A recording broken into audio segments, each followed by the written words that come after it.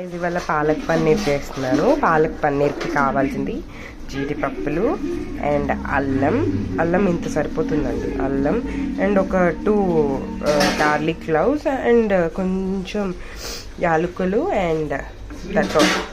And పాలకేమో hot వాటర్లో boil చేసి తీసేసానండి ఇమీడియట్గా. అండ్ నార్మల్ మన రూమ్ టెంపరేచర్ వాటర్ పోసాను అండ్ మిక్సీ పడుతున్నాను చాలా గట్టిగా.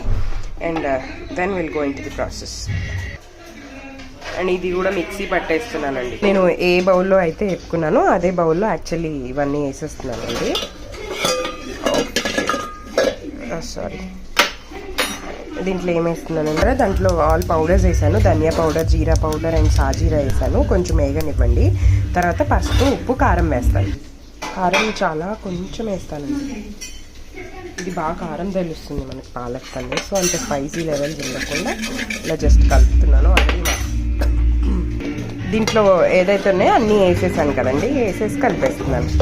అదే పేస్ట్ ఏదైతే ఉందో అది పట్టింది దీంట్లో వేసేసాను.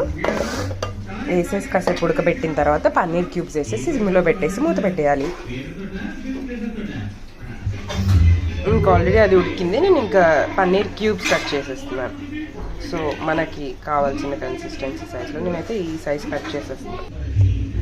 పైన కస్తూరి మేతి చల్లేసానండి. And it's done. The palak paneer is done. కనిపిస్తుందా పాలక్ పన్నీర్? అండ్ దీని మీద కొంచెం మిల్క్ మేడ్ వేస్తాను అంతే.